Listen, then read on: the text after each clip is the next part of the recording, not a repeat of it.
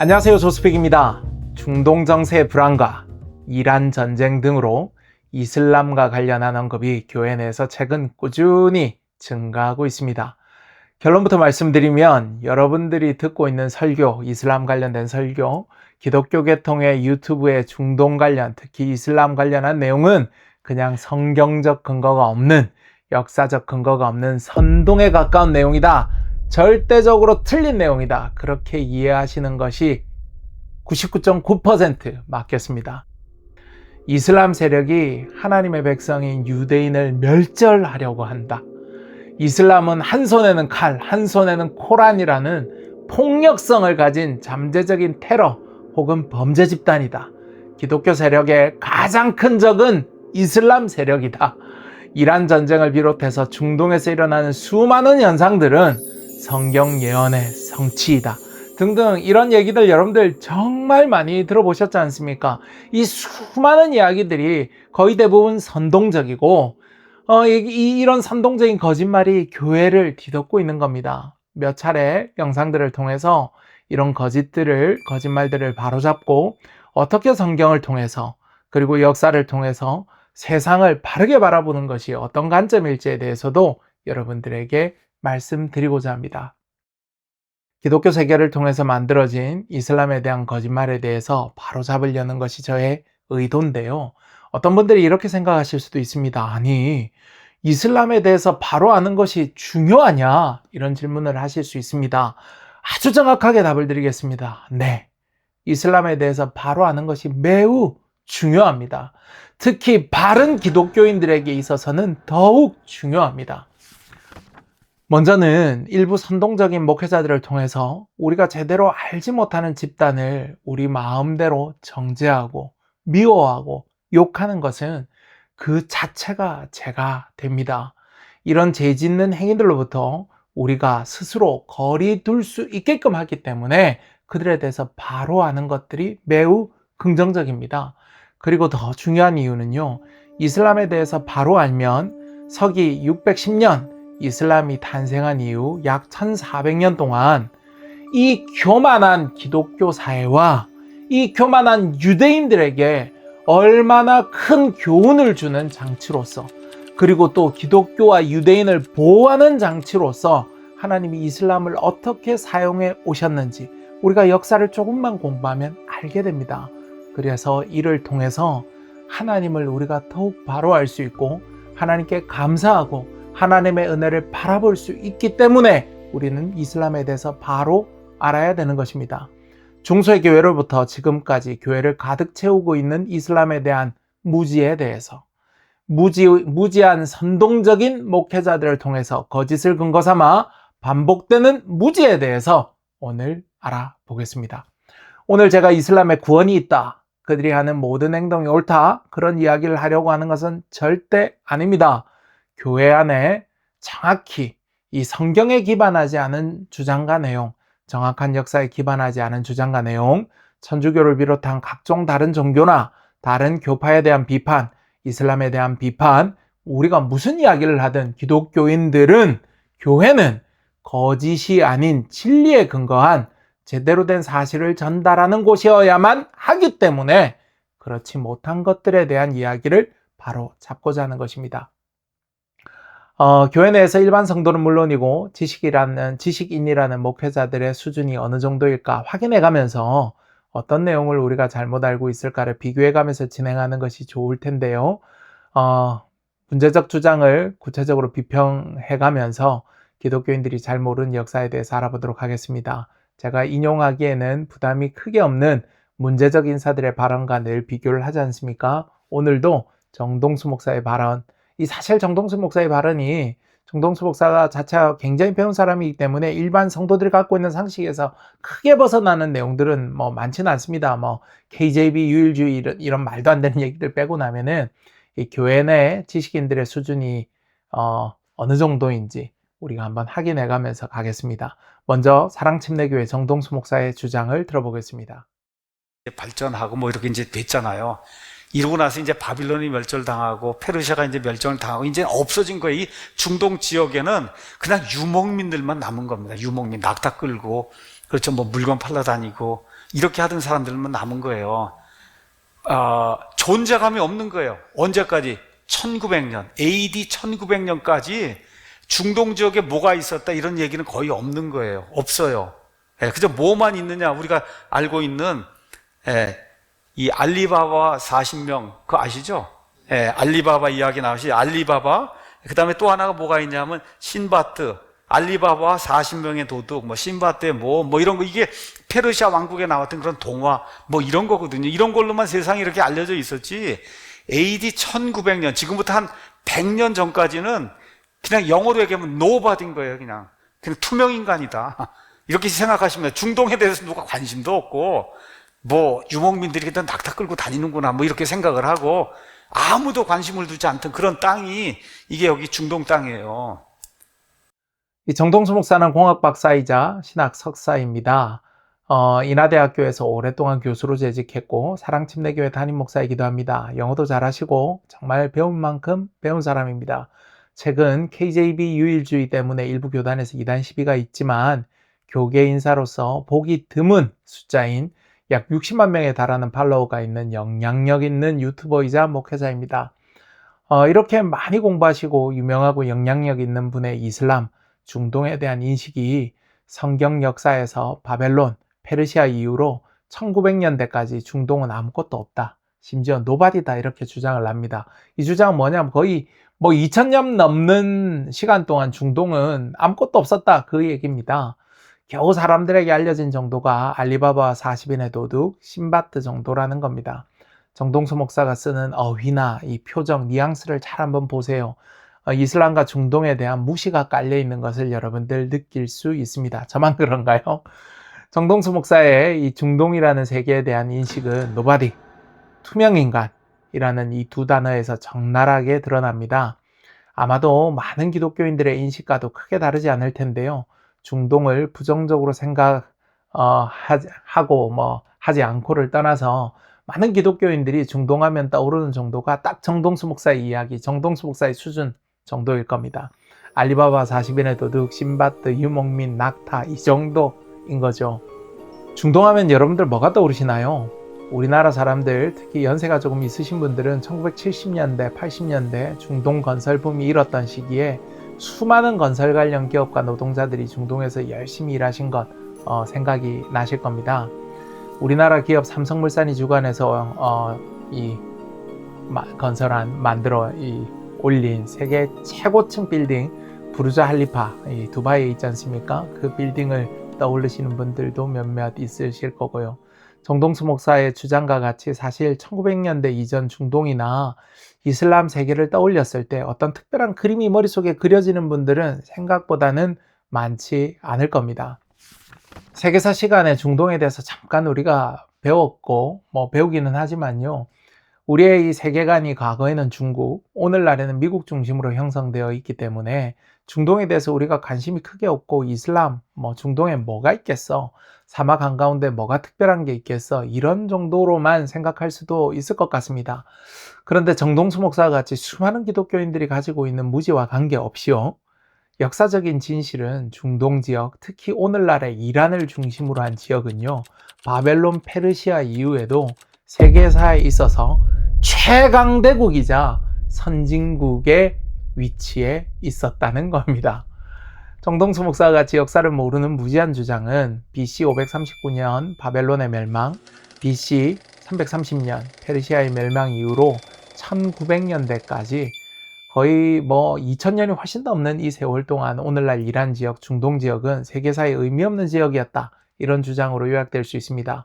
전혀 역사적인 사실이 아니라는 측면에서 오늘 간단히 여러분들께 설명드리겠습니다.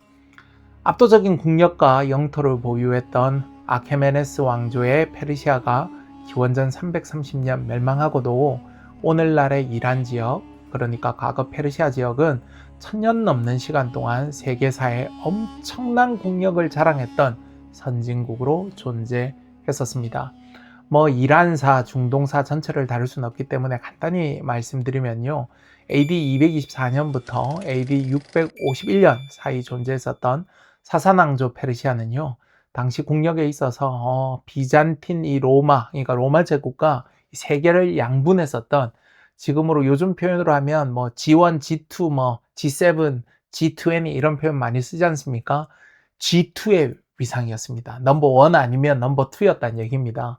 오늘날의 미국 정도나 뭐 중국 정도였을 겁니다. 굳이 따지면 저는 개인적으로 미국에 더 가까운 국력이 아니었나 싶은데요. 약 400년이 넘는 기간 동안 동일한 국력을 뭐 똑같이 유지한 것은 아니지만 왕조 초기를 뭐 살펴보면 엄청났습니다. 제가 지금 띄워드린 이 부조가요, 사산왕조 그 사프루 1세인데요. 말에 탄 사프루 1세 앞에 무릎을 꿇고 있는 사람이 사프루 1세에게 이 무릎을 꿇고 있는 사람과요, 사프루 1세에게 손목이 잡혀 있는 사람을 여러분들 함께 잘 한번 보시기 바랍니다. 굉장히 굴욕적인 모습인데요. 굴욕적인 모습의 두 사람은 모두 다 로마의 황제들입니다. 무릎을 꿇고 있는 황제는 로마의 필루푸스 아라부스이고요. 손목이 잡혀 있는 황제는 또 다른 황제 발레리아누스입니다.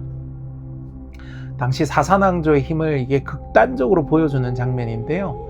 이 필리푸스 아라부스는 사프루 1세와 이 치욕적인 협상을 해서 조약을 맺고 아르메니아 지역에 대한 영향력을 포기하고 페르시아의 종주권을 인정하고 전쟁 배상금을 지불한 굴욕적인 황제였습니다. 이 페르시아, 당신들이 우리보다 강하니까 우리가 조금 양보할게, 이런 조약을 맺었던 황제입니다.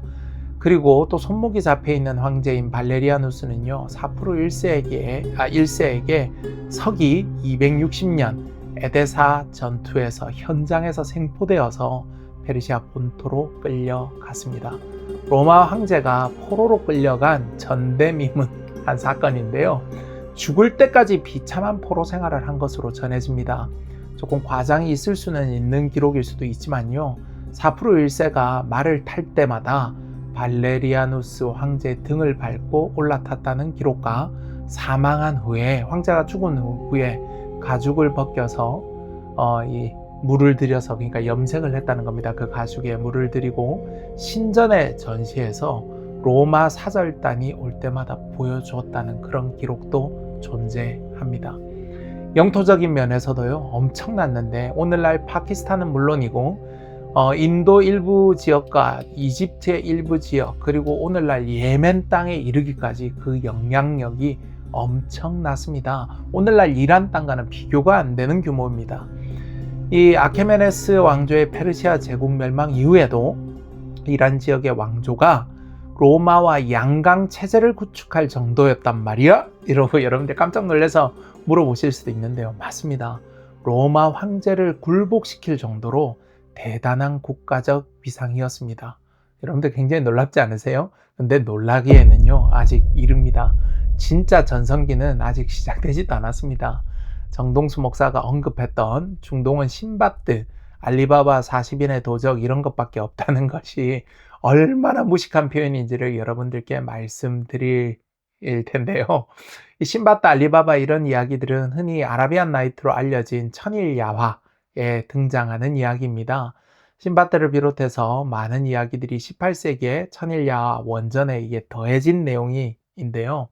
사실 원전에 있던 이야기도 후에 추가된 이야기도 모두 다 이슬람 제국의 황금기로 알려진 아바스 왕조가 배경입니다. 아바스 왕조는 AD 750년부터 AD 1258년까지 약 500년간 이어진 이슬람 제국이었습니다. 제가 이슬람의 황금기라는 표현을 썼는데요. 사실 인류 문명의 황금기라는 말을 써도 전혀 과장이 아닐 정도의 시기였습니다. 여러분들 이 천일 야화, 아라비안 나이트 읽어보시면 일단 배경이 뭐 번쩍번쩍하지 않습니까? 금이 많이 나오고 황금, 금은보화, 고급 양탄자, 화려한 왕궁과 대저택, 이 램프 문질러서 소원을 빌면 주로 그런 것들이지 않습니까? 온갖 물품들이 다 갖춰진 이 수크, 시장이지 않습니까? 이 시장 등이 등장을 소설 속에 합니다. 일단 아동기나 청소년기에 아라비안 나이트 한번 읽어보고 그 시대적 배경만 한번 찾아봤어도요, 중동에 대한 여러분들의 인식이 달라질 겁니다. 천일 야화의 배경이 번쩍번쩍하고 부유한 바그다드를 비롯한 중동의 모습이 사실 아바스 왕조의 실상을 제대로 반영하고 있습니다. 이란, 이라크 지역을 포함한 중동 주요 지역을 통치했던 아바스 왕조의 수도가 바그다드인데요. 이 바그다드는 오늘날 이 유럽에서 가장 세련된 도시로 알려진 도시가 어딜까요? 파리 탁 떠오르시죠? 이 파리. 이 두 도시를, 오늘날 가장 세련된 도시로 알려진 이 파리를 이 기원후 9세기, 지금부터 한 1200년 전으로 딱 돌아가서 같은 기준의 파리와 이 바그다드를 놓고 비교를 하면요, 조금 과장일 수도 있기는 하지만요, 극단적으로 비교하면 당시 아바스 왕조가 왜 세계 최고였는지를 금방 이해할 수 있습니다. 파리를 비롯해서 이 중세 유럽은 밤이 매우 어두웠습니다. 9세기 무렵에. 근데 중세 파리는 이 가로등은 상상하기 어려운 형편이었고요. 이 밤에 거리를 나서려면 횃불이나 등불을 들고 다녀야 했었습니다. 반면에 바그다드 이 주요 거리와 광장은요, 밤에 램프로 밝혀져 있다는 기록이 있습니다. 가로등이 있었다는 거예요. 적어도 주요 거리, 광장, 궁전 주변에는요, 야간에 조명이 있었고, 파리의 도로가 비포장이고, 비만 오면 진흙탕 천지가 되고, 오물이 막 넘쳐 흘렀던 것. 정말 그 파리의 모습은 그렇습니다. 비만 오면 오물이 막 흘러내리고 엉망진창이었는데요. 그것과는 완전히 반대로 9세기 아바스 왕조의 주요 도로는요, 이미 역청으로 이 도로가 포장이 돼 있었습니다. 깨끗하고 위생적인 도로가 깔려 있었습니다. 오늘로 치면 그냥 포장도로입니다. 9세기 아바스 왕조의 도시에는 공중 목욕탕, 이 하맘이라고 부르죠. 도시의 주요 시설이었습니다. 이 하맘이. 깨끗한 물 공급이 원활했고요. 상수도가 깔려 있었습니다. 그리고 하수 처리도 제대로 됐고요. 반면에 이 파리는 하수 배수 체계가 너무 미흡해서 각종 오물들이 거리, 그리고 이 센 강으로 바로 흘러들었습니다. 하수 시설이 전혀 없는 것은 아니었지만 이 중세 유럽과 아바스 왕조의 이 중동 주요 도시들은요, 비교할 수 있는 수준이 아니었습니다. 유럽과는. 의료 서비스에 있어서는요, 더 극단적으로 비교가 되는데요. 아바스 왕조의 이 바그다드나 주요 도시에서는요, 이미 오늘날 종합병원에 해당하는 이 비슷한 시스템이 있었습니다. 병동이 분화되어져 있고, 전문 세부과들이 이렇게 분화되어져 있고요. 상근의사가 있고, 각종 질병을 체계화해서 오늘날 이 여러 과들이 나눠져 있는 것과 같은 이 체계로 환자들을 대응했습니다. 이 파리를 비롯한 중세 의료기관은요, 9세기 이 무렵에 이 종교적인 수준에서 병을 기도해서 낫게 하기 위해서 접근하거나, 마귀가 들려서 그렇다거나 이런 수준을 벗어나지 못한 지역들도 상당히 많았었습니다. 비교할 수가 없죠. 이 아바스 왕조 시기는 위대했다라는 표현이 딱 정확한데요. 오늘날 수많은 지식의 용광로 역할을 하는 국가가 어디입니까? 미국이지 않습니까? 오늘날 미국의 역할을 딱 그 시기에 이 아바스 왕조가 하고 있었습니다. 오늘날 수많은 사람들이 미국에 유학을 가고, 많은 학문들이 미국을 중심으로 발전하는 거하고 똑같이 그 당시는 전 세계 지식의 중심이 바로 중동이었습니다. 여러분들 상식을 뒤엎죠. 여러분들은 유럽이 세계 중심이고 지식의 중심이지 않았을까? 유럽에서 미국으로 이 추가 옮겨진 거 아니야? 이게 늘 교회에서 그런 식의 설교를 들으니까 이 세계사에 대해서 너무 왜곡된 관점을 갖고 있습니다. 르네상스, 그리고 대항해 시대, 산업혁명을 거치면서 유럽으로 지식의 축이 완전히 넘어가기 이전에 거의 1000년 가까이 이 지식의 중심은 페르시아였다라고 해도 큰 과장이 아닙니다. 우리말로 번역하면 지혜의 집으로 번역될 수 있는 바이트 알 히크마라라는 기관이 있는데요. 이 기관은 당대 세계 최대 규모의 도서관이자 학술 연구 기관을 말합니다. 이 고대 그리스, 로마, 인도, 페르시아 등에서 전해 내려온 철학, 수학, 천문학, 의학 등 인류가 쌓아 올린 방대한 지식 체계를요, 이 아바스 왕조에서 이 지혜의 집이라는 기관으로 쫙 빨아들입니다. 전 세계 지식 체계를 이곳으로 모으고 이렇게 모인 세계의 지식을 아랍어로 전부 다 번역을 했습니다. 아리스토텔레스, 플라톤, 유클리드, 아르키메데스, 아폴로니우스 등등등 철학, 수학, 과학 등 분야를 가리지 않고 전 세계 선진 학문을 모으고 번역하고 보존을 했습니다. 그런데 유럽은 기독교화되어지고 신학이 우선이고 인간의 욕구는 눌러야 되고 이런 운동들 때문에 사실 아리스토텔레스부터 여러 이 철학과 과학이 거의 읽혀지지 않고 유럽은 오히려 사라지고 있었는데 이 중동 지역은 이러한 문물들을 받아들여서 보존하는 데 적극적으로 앞장섰었습니다. 놀라운 것은 이 지혜의 집에서 지식을 보관만 한 것이 아니라요.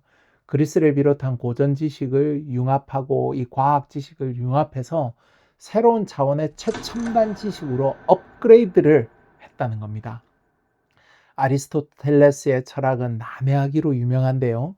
이것을 명쾌하게 해설한 방대한 주석서가 이븐 루시드라는 분에 의해서 이 당시에 편찬이 되었습니다. 아이러니하게도 중세 가톨릭 최고의 신학자가 누굽니까? 토마스 아퀴나스입니다. 이 토마스 아퀴나스가 스콜라 철학을 집대성하고 신학을 완성하는 데 있어서 아리스토텔레스의 철학적 도구를 정교하게 사용합니다. 그런데요, 이 이븐 루시드의 주석서에 전적으로 의존했다는 겁니다. 언젠가 한번 다룰 기회가 있으면 좋겠는데요. 당대 최고의 신학자 토마스 아퀴나스에게 있어서 이븐 루시드는요, 아리스토텔레스를 이해하기 위한 완벽한 스승임과 동시에 사상적으로 이슬람이니까요, 사상적으로 극복해야 할 적이기도 했습니다.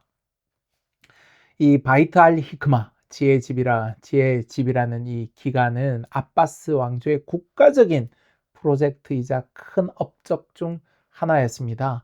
이 지혜의 집에서 알 카리즈마를 통해서 대수학이 독립적인 분야로 정립된 것이 또 다른 과학이라는 수학이라는 측면에서 엄청난 업적인데요. 이 대수학이 뭡니까? 대수학이 숫자 대신에 문자를 사용해서 수의 성질이나 관계, 계산 법칙 등을 연구하는 학문인데요. 수많은 과학, 공학 분야는요, 대수학적 개념이 없으면 연구 자체가 불가능합니다. 이 대수학이 바로 이란 이라크 땅에서 정립이 된 것입니다. 이 의학 분야의 발전은요, 엄청났습니다. 실로 엄청났습니다. 외과 수술법이 고도로 발달했었고요. 알 지라위가 저술한 알타스리프를 보면 현대 수술 도구의 원형들이 10세기에 이미 묘사되어 있는 것을 확인할 수 있습니다. 이 서구 서양 이 의학보다 수백 년 앞선 내용입니다. 서구 사회에서는 이 아비센나라고 불리는 이븐 시나의 의학 정전은요, 근대 의학이 탄생하기 전까지 유럽 의학의 표준 교과서로 사용되었습니다. 여러분들, 우리나라의 모든 이 대부분 이 발전된 의학이 요즘 우리나라 의학이 세계 탑 클래스 중에 하나이지 않습니까? 그런데 우리는 서양의 의학을 받아들이고 서양의 의학이 최고다라고 생각을 하고 우린 그렇게 배워왔지 않습니까? 근데 이 서구 사회가 이 의학을 중동에서 배우고 이분 신화의 교과서를 유럽 의학의 표준 교과서로 수백 년 동안 사용해 왔다는 것 아시는 분들 계셨나 모르겠네요. 이 이븐 시나의 의학 정전은 의학사에서 가장 영향력 있는 저작 가운데 하나로 설명됩니다. 이건 학자들 누구나 이견이 없이 다 동의하는 내용입니다. 이븐 시나의 의학 정전뿐만 아니라 이슬람 세계의 의학은 중세 유럽뿐만 아니라 아시아에도 영향을 주었는데요. 중국에서 무슬림을 뜻하는 단어인 회회라는 이름을 달고 회회의학, 회회약방으로 중국 원나라 그리고 명나라 의학에 영향을 끼칩니다. 우리나라에도 고려 그리고 조선에 이 회회의학이 영향을 준 직간접적인 증거들이 많이 남아 있습니다. 이 중동의 약재들을 어떻게 사용해야 되는지도 우리나라 의서들에 많이 나타나 있습니다. 지리학, 천문학 등도요, 중국과 우리나라에까지 직간접적으로 영향을 주었습니다. 이슬람 세계의 천문표 이 전통이 중국에 들어가서 회회력법으로 정리되었고요. 이것이 다시 조선에 전해졌습니다.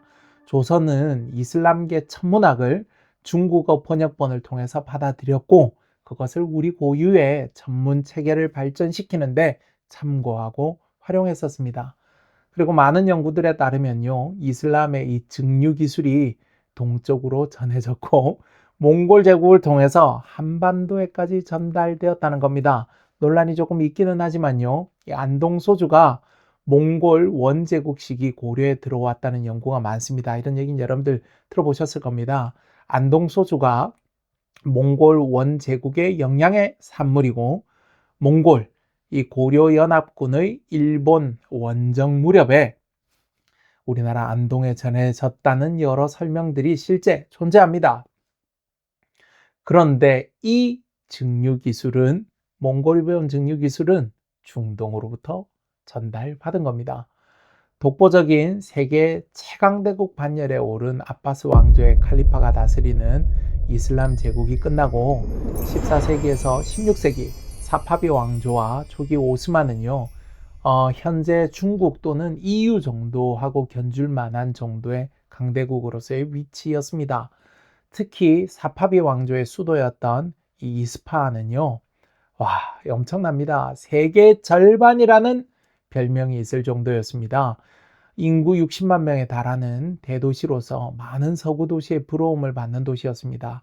페르시아 비단과 카펫은요, 유럽의 귀족들이 열광하는 최고급 사치품이었고, 이 아바스 1세는 영국 동인도 회사와 손을 잡고 포르투갈을 걸프만에서 몰아낼 만큼 국제 무역의 주도권을 쥐고 있었습니다.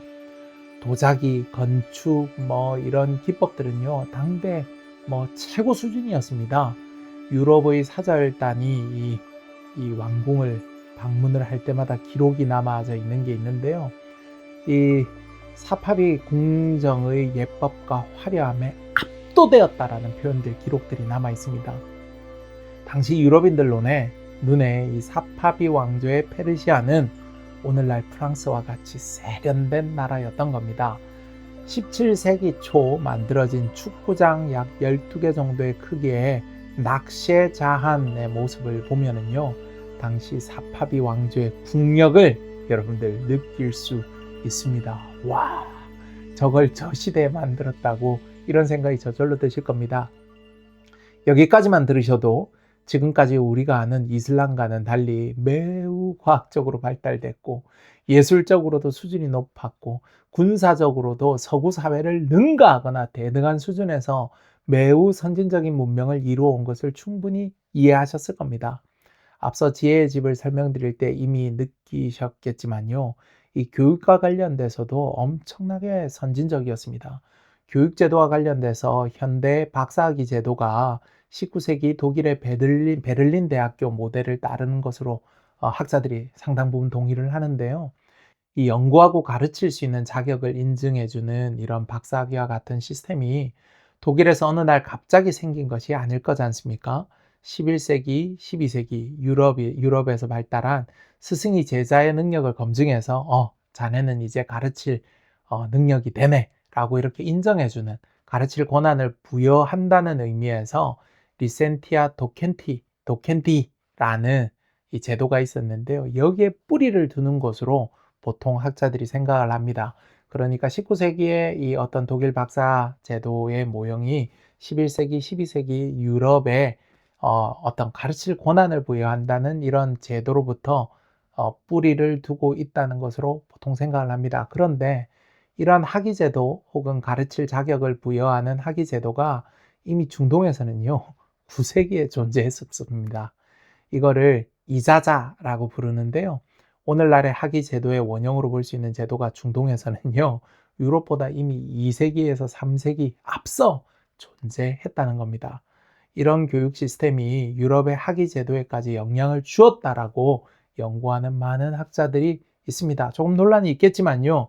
그런데 모두가 부정할 수 없는 것은 이 유럽의 자존심, 현대 서구 중심의 문명이 이러한 제도가 중동으로부터 영향받았다는 것, 그 자체가 사실 자존심 상하는 문제지 않습니까? 그래서 인정하지 않는 학자들도 꽤나 있습니다. 그런데 인정한 학자들도 굉장히 많이 있습니다. 근데 이런 논란은 뒤로 하고 분명한 것은 중동이 수세기 앞서 이런 학위 제도가 유럽보다 먼저 존재했다는 것입니다. 유럽보다 수세기 앞서 이런 학위 제도가 존재했다는 건 뭐냐? 그만큼 학교 제도와 학술에 대한 관심 그리고 학문적인 수준이 서구 사회보다 중동이 훨씬 빨랐고 더 수준이 높았다는 것을 우리가 알 수 있습니다.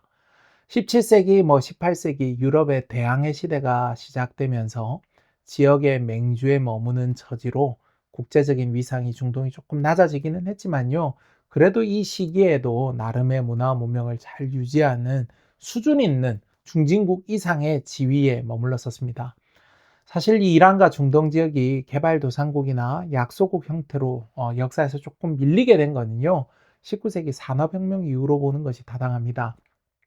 이란 지역, 중동 지역의 모든 역사를 다 살펴보고 모든 시대를 다 단순화하고 일반화하는 것은 좀 위험할 수 있습니다. 역사를 너무 단순화하는 것일 텐데요. 그럼에도 불구하고 바벨론, 페르시아 이후에 큰 줄기만 놓고 본다면요.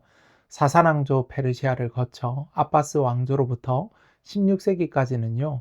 정도의 차이는 있고 약간의 논란은 있을 수 있겠지만 전 세계적인 영향력을 미칠 수 있는 세계 최강대국 혹은 강대국의 지위로 세계사에 영향을 미쳤다고 평가해도 큰 논란은 없을 겁니다. 그리고 19세기 산업혁명이 일어나기 전까지는요, 지역의 맹주로서 선진국 내지는 중진국 이상의 지혜를 가지고 세계사에 의미 있는 유의미한 국가였다고 평가할 수 있겠습니다. 정동수 목사 같은 사람들, 많은 기독교인들의 인식 속에는요, 이슬람 그리고 중동은 1900년대가 될 때까지 노바디 혹은 투명인간으로 이 사람들이 주장을 하지 않습니까? 이 주장이 완전히 잘못되고 완전히 거꾸로라는 겁니다. 1900년대까지 의미가 없었다가 아니라 기원전부터 산업혁명 전후에 이르기까지는 초강대국, 강대국으로 중진국 이상으로서 전 세계적인 영향을 주는 국가였다가 사실이고요. 그리고 19세기, 한 세기 정도 열방의 틈바구니에서 굉장히 어려운 시기를 보냈다. 20세기 초반까지도 20세기 중반까지도 그랬다. 그런데 20세기 후반 들어서 아랍에미레이트, 사우디아라비아를 중심으로 엄청난 속도로 다시 재도약을 시도하고 있다. 이것이 바로 역사적인 팩트입니다. 교회 안에 비난받는 이슬람이라는 이 분명한 실체가 있는데 그 실체에 대한 비난의 근거가 없거나 빈약하다는 것을 말씀드리고자 합니다.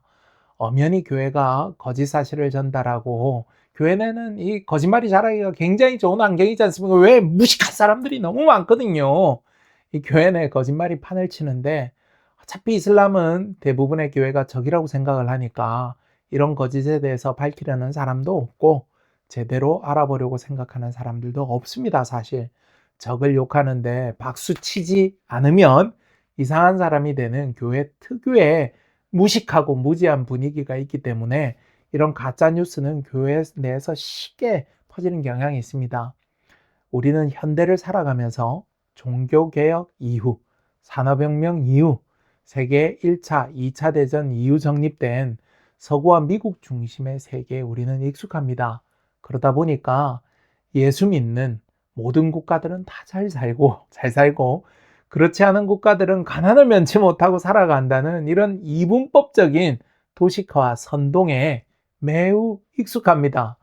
그런데 사실 긴 역사를 우리가 살펴보면 기독교 국가들이 이슬람 국가들보다 훨씬 가난하고 미개했던 때가 훨씬 더 길었음을 금방 알 수 있습니다.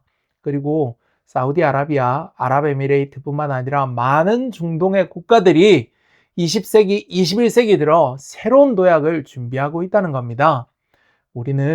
우리가 살고 있는 이 세대가 마지막일 것만 같은 생각을 가지고 살아가고 우리가 가지고 있는 역사적인 배경과 이 교회에서 주워들은 이 지식이 전부일 것과 같이 살아가는데요.